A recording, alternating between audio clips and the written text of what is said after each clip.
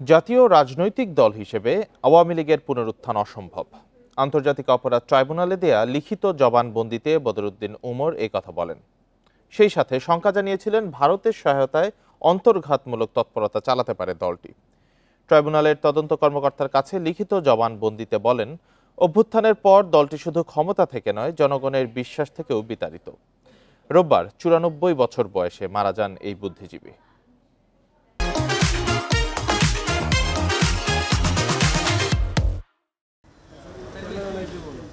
24-এ ছাত্র জনতার অভ্যুত্থানে পদচ্যুত শেখ হাসিনা পালিয়ে আশ্রয় নেন ভারতে।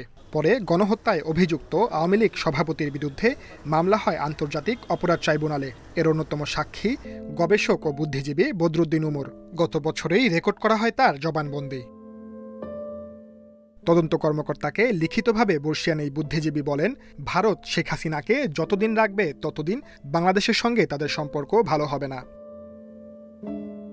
1996-এ তত্ত্বাবধায়ক সরকারের দাবি আদায় করা শেখ হাসিনা 2009 সালে ক্ষমতায় এসে তা বাতিল করেন। উমরের মতে, নিরপেক্ষ নির্বাচন হলে পরবর্তীবার আর জিততে পারবে না জেনেই এমনটি করেছে আওয়ামী লীগ সরকার। কর্তব্য পালনের প্রয়োজন ব্যতীত উমরের ভাষ্য, বাপের বেটি হিসেবে নেতৃত্বে আসলেও শেখ মুজিবুরের চিন্তা চেতনার কিছুই ধারণ করেননি শেখ হাসিনা।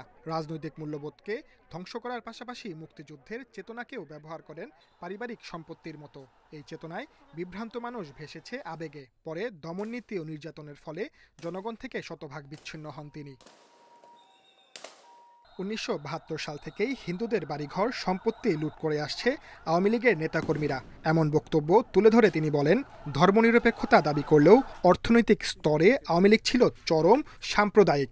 হিন্দুদের অর্থ সম্পদ দখলকে তার একটি কাঠামো ও ব্যবস্থাগত প্রক্রিয়ায় রূপ দেয়। পাকিস্তানের দিকে তাড়িয়ে দিয়ে বদরুদ্দিন উমর মারা যাওয়ার পর তার সাক্ষ্য নেওয়া সম্ভব না হলেও প্রয়োজন হলে এই জবানবন্দি আদালতে উপস্থাপনের সুযোগ রয়েছে বলে জানান প্রসিকিউটর গাজী এম.এইচ. তামিম। বদরুদ্দিন উমর সাহেব একটা গুরুত্বপূর্ণ সাক্ষী শেখ হাসিনার মামলায়।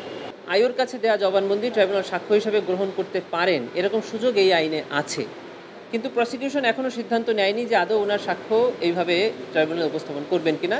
প্রশাসন, বিশ্ববিদ্যালয় ও বুদ্ধিজীবী মহলে এখনও আওয়ামী লীগ তার অনুগতদের নীরব সমর্থন পাচ্ছে জানিয়ে এই বুদ্ধিজীবী বলেন, দলটি এখন ভারতীয় স্ট্র্যাটেজিক এজেন্টের মতো কাজ করছে।